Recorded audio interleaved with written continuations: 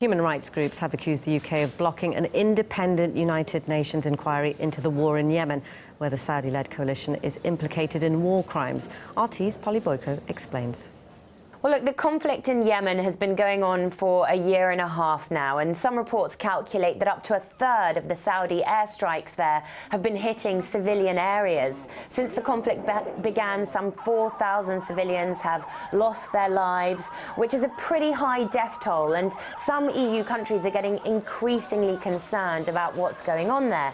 So this particular initiative was spearheaded by the Netherlands, and they wanted to club a group of countries together and asked the United Nations Human Rights Council to set up an independent inquiry that would investigate the causes of the civilian deaths in Yemen and look into these allegations of war crimes on part of the Saudi-led coalition there.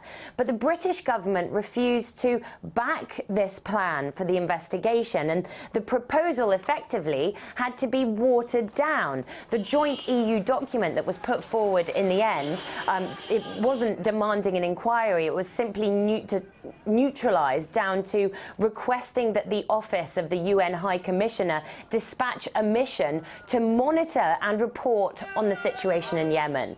So it was Boris Johnson, the British Foreign Secretary, who refused to support this call for the independent inquiry. And instead, Boris Johnson, he defended the British government's move. He said that the British government is using a very, very wide variety of information sources about what is happening in Yemen. Now, human rights organisations aren't very happy about Britain's blocking of this initiative. Take a listen to what Amnesty International had to say about it. Blocking attempts to create an international inquiry is a betrayal of the people of Yemen, who have suffered so much during this conflict. It's shocking. The UK ought to be standing up for justice and accountability, not acting as a cheerleader for arms companies.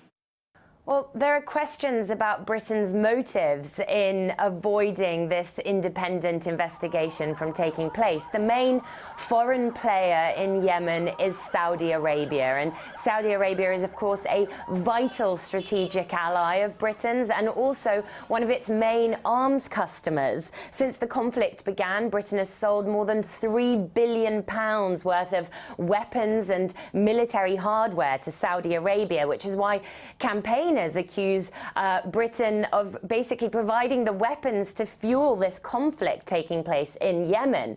In fact, Britain's International Trade Secretary, Liam Fox, he's been touring the Gulf states recently, promoting British exports, and he's expected in Saudi Arabia soon, where, well, many in the arms industry are hoping that he's going to sign a renewed deal for Britain to sell its Typhoon fighter jets to Saudi Arabia.